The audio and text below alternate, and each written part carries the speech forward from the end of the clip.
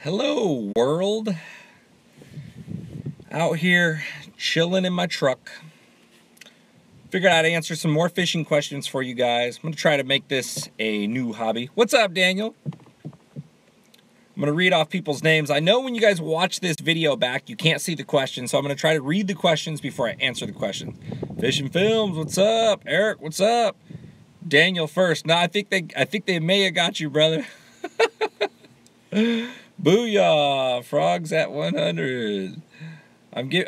You're giving away frogs on your channel. There you go, guys. Sup, country crazy? Hey, Nick, what's cracking? Dude, just out here chilling in my truck. Figured out how to answer some questions for about 20 minutes or so. Thanks for recommending Pittsburgh. I caught 10 fish there last Saturday. Right on. So, I'm on my 4G, so my connection may be bad. So, bear with me. If it's real bad, sorry, guys. I'm a little far from my house to get good signal, and my kids are a little loud in my house. So I figured I'd step out to the truck and hook you guys up. Whoa, hold on. Let me scroll back. Yo, Nick, what's popping besides poppers? Well, popper bites big good, dude. Lowrance or hummingbird? Here's a good question. So Lowrance has that 3D structure scan that circles the boat and gives you kind of like a real visual placement of where everything is around your boat, which is really cool. I grew up being very partial to Lowrance, and they're really easy to use, their units, so I'm on the fence with that one, fellas. Brent Humphrey, there's your shout out, brother. What type of truck do you have? I just have a little Toyota Tacoma TRD off-road. I love this thing. I'm addicted to it. I had it paid off for years. I haven't switched into the new sponsor truck yet. Haven't found the right deal that I'm looking for. What pound you use for vertical fishing striped bass in the Delta? If I'm fishing like 15 pounders or less, I like 15 pound 100% fluorocarbon. If I'm fishing the bigger than that, I'm fishing 20 pound consistently, bro. Hey Nick, where in Southern California do you fish? I hardly ever fish in Southern California, though I will be going back soon. I live in Northern California.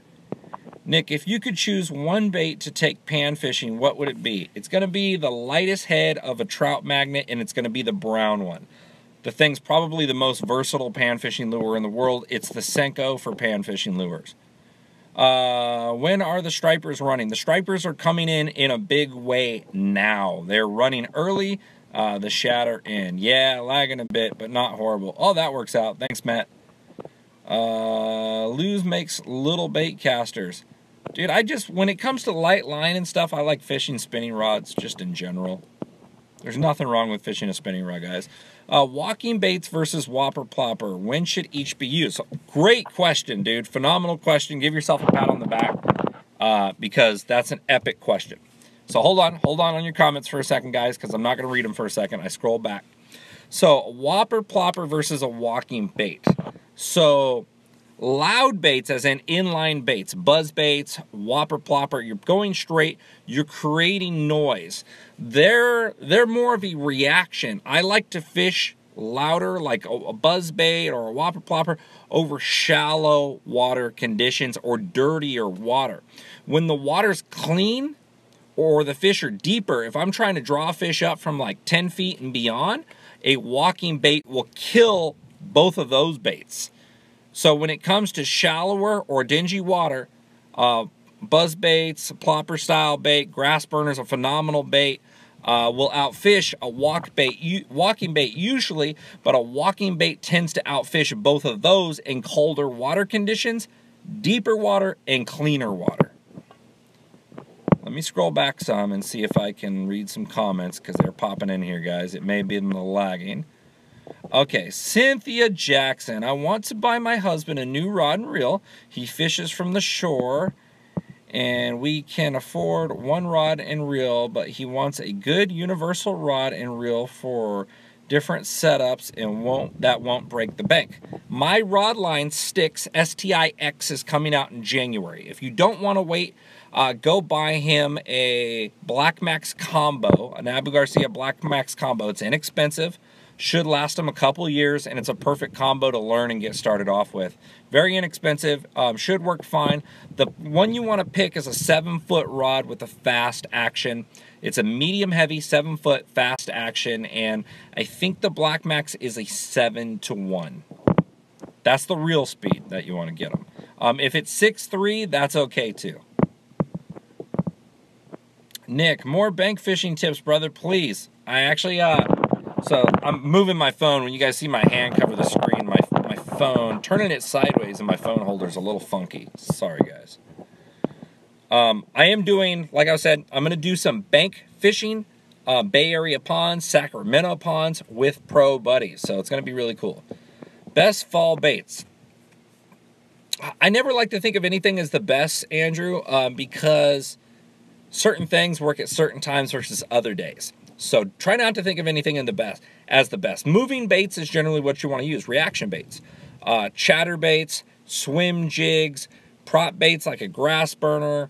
Walking baits tend to work later in the fall a lot better, but inline prop baits, buzz baits, grass burner style baits are going to work earlier in the fall, mid-fall. Later in the fall, you're going to switch over to walking baits.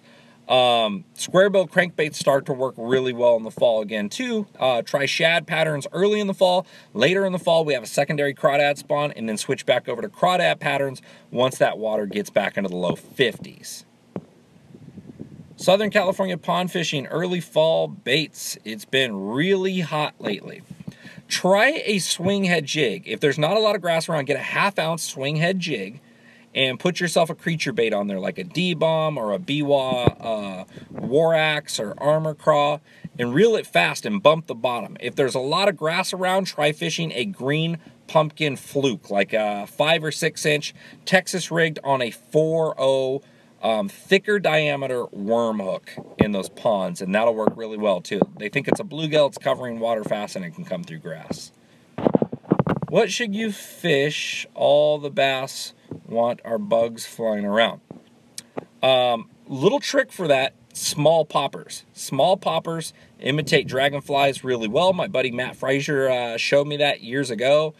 And it's unbelievable how good it imitates them. Another thing you do is tiny wacky rig hooks on little purple worms. Wacky rig it, cast it out, don't let it sink, and just shake it across the surface, and they'll pelt those suckers too, man. Okay, Chris, can you recommend spots to fish from the shore in the Delta Benicia area? Ooh, I think the Antioch Pier and Pittsburgh Pier is pretty close. The Pittsburgh Pier has a lot of stripers around it right now. Go get yourself some live shiner minnows and set a dropper at about a foot off the bottom. A drop shot rig and nose hook live shiner minnows on a size 1.0 mosquito hook and back off the drag. I guarantee you're bringing big stripers home, bro. Bait and switch fishing. Any tips for catching spotopotamus here in local Bay Area reservoirs? San Luis Reservoir has huge spotted bass. That's the spotopotamus right there that he's talking about. Right now, those fish are going to be pushing shad up against the bank. Alabama rigs, jerk baits, walking baits, spook style baits will get you bit, and it's going to get you bit by a big one, bro. So cover as much water as you can until you find them. John Doe, dark color worm work for me all year round. Local waters, it's pretty murky. You're absolutely right, John. Worms, plastic worms are very versatile, and dark colors are very versatile. Most juvenile crawfish are dark green or dark brown. That's why those colors work, because they're falling to the bottom and they look like something very commonly eaten by bass. Evan, they'd be amazing reels. Oh, you're talking to somebody else. Brody, what time is it in California? I'm here in Canada. 10 to 8. Hunter Smith, hey Nick, what time to use swim baits in the Delta? Should you always match the hatch or throw glide baits and still try to catch trophy bass?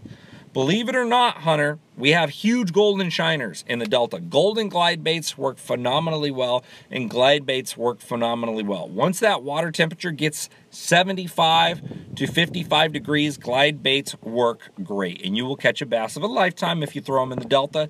Just have confidence and keep bouncing around to island point to island point to island point.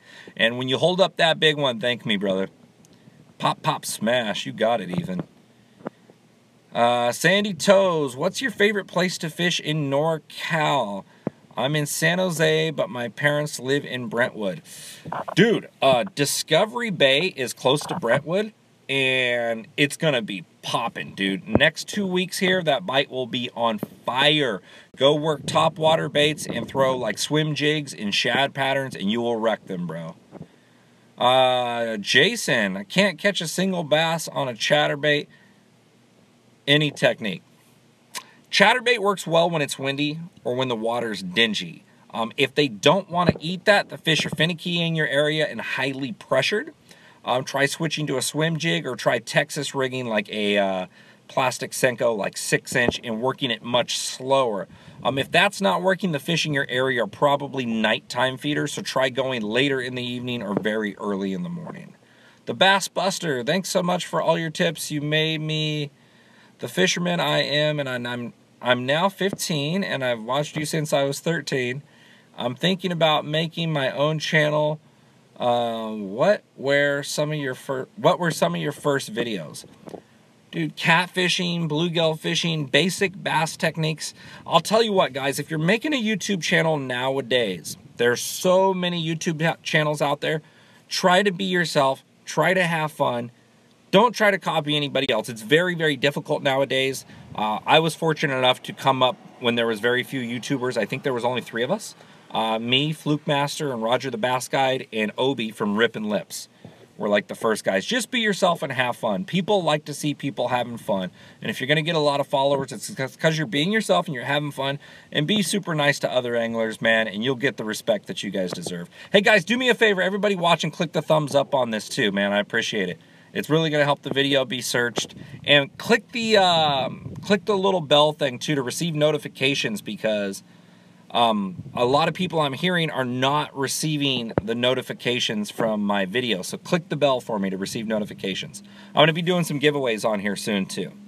Nick, what's your favorite type of setup to use for a lightweight setup like a drop shot?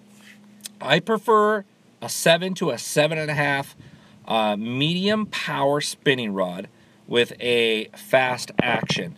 And the line I like to use is 8-pound or 6-pound. If I'm fishing a primarily spotted bass reservoir, I'm going to fish 6. I'm going to get more bites the lighter I go. If I'm fishing ones with a lot of largemouth, I'm going to fish 8 just because it's going to help me save from breakoffs or when a big fish pulls me into bushes or timber or brush buck that's going to frame my line. It's going to help me land those extra fish. But the 6-pound will get you more bites. I use that P-Line Tactical Fluorocarbon. Super limp, awesome for spinning rods. It's like a mono, but with way more sensitivity. Chris, Nick, thank you for answering and all these live videos. Very helpful. Thank you, brother. Appreciate you watching. Daryl, any tips for fishing Castaic Lagoon this time of year? Butch Brown is a machine. He likes paddle tail swim baits, big plastic paddle tail swim baits for getting those giant ones out there. I don't know the type of bait fish that lives in the lagoon primarily. I would say if you're just going for numbers, something that I don't hear about being used there are Ned rigs. So look up Ned rigging, watch my videos, type in Informative Fisherman Ned rig, and see what pops up there, bro. I have a feeling those fish don't see it, and you might get some freak ones to eat it once later in the fall. I'm liking these weekly Q&As. Thank you, Bob. Appreciate it, bro. I'm trying to be more proactive with you guys and interactive, man. Where do I get the Delta Rat hats? Message. Oh, I'm not wearing it tonight. I'm wearing my Cal Coast hat. Oh, by the way, welcome these guys to the show, guys. Super awesome. Working with the show now. Killer products. Delta Rat, Instagram or Facebook, look up Delta Rat. My buddy Britton Wiggins is the owner of that company. Private message him, and he'll get you set up with the apparel. Billy, I'm interested in getting a big old crappie swim bait. They're pricey, though they are worth it. Are they worth it in your opinion? Oh, a big crappie swim bait. So here's the thing, bro. The taller the profile on a swim bait, the hookup ratio and the hook to lose ratio is very high. So this is why you don't see a lot of crappie swim baits. If you fish a crappie swim bait in a place like Clear Lake, you're going to get hammered, dude. The primary big fish that they eat there are not only the hitch, but they're the crappie. Once those largies go shallow, they're eating crappie. I guarantee it. One thing you want to know is get big, stout hooks. And when you hook one on a crappie swim bait, give them no chance to get off. Absolutely wrench them in. Do not try to fight the fish at all. Power that fish to the boat and don't stop. Don't let it head shake or nothing. Get it in the boat. Get some of them down to grab it or swing it. I don't care how big it is. Fish it on 25-pound CXX and swing that sucker. Because if you let them shake with a big, heavy crappie swim bait with a tall profile, you'll lose them. So you may lose them swinging them. You may lose them shaking the bait. But hey, at least you go out like a hero trying to swing one and it coming off. Chatterbait it's a top jig for big bass and Z-Man. It's a good choice. Absolutely. I have no affiliation with them, but chatterbaits are awesome. Windy, dirty days, awesome. When are you coming? When are you going to Florida? Crazy hurricane and stuff there right now, bro. But I will probably be back next July. Any tips on picking a first bass master? I'm not sure what that means, Aaron. Can you elaborate, bro? 69 Cadillac. Oh, sick. Discovery Bay baits this time of year. Chatterbait if it's dirty. If it's clean, throw a lipless crankbait. Bill Lewis rattle traps, awesome. Spooks are working real good. A lot of shatter in the system, a lot of striper in the system. Glide baits work really good there this time of year. It goes off there with glide baits before anywhere else. Also, spooks go off early because it gets cleaner over there first. So if you heard me say earlier, prop baits for most of the Delta, right now Discovery Bay is going to get really clear. So therefore, walking baits draw them up better. Michael, if fishing with swim baits like a HUD during trout stocking season, do you fish the day of the trout stock or a few days after fishing? Oh, okay, DVL and SoCal with big baits this season. It usually, so if it's the first trout plant, Mike, how you want to look at it is like the fish are not going to become acclimated to it right away. If it's the first trout plant, go the second or third day. If it's the second, go a few hours after the first day. And if it's the third, be there when they dump them because the fish will become trained to coming up and eating them. Hunter, thanks, Nick. I will for sure. Thank you when I catch that trophy. Dude, you're gonna, bro. Stay committed. You will. John, big bass in Salt Springs Valley Lake. Dude, yeah, look up my video, dude. I just jammed some big ones. The most recent episode, Catch and Cook with Loustars, I put a highlight in there from the trip before, shooting a commercial with Mike Coleman for Calico's Fishing. And, dude, I jacked a couple of studs, man. What's the largest you know of? I think I'm pretty sure there was a double digit a few years back, but there's tons of 5, 6, 7 pounders in there. And, bro, that's all I need. I don't need to catch a freak. I'll catch giants, a few giants every time, and I'm more than happy. Everyone, please sub here. It would mean a lot to me. Yeah, Fishing Films. Yeah, you look like a young man. Go subscribe to that, guys, man. You're not limited on how many channels you can subscribe to, I don't think. So go hook that young man up. What's your favorite fishing lure to use during the winter months? Can we touch rod tips? What? Dude, I like a jig and I like a Ned rig in the winter months and a jerk bait. Those are pretty much my 3 primary go-tos. I'll throw a spinner bait if it gets real windy. Will you be in Sacramento January at the Sportsman Expo? Absolutely. Hey, one thing I want to tell you guys.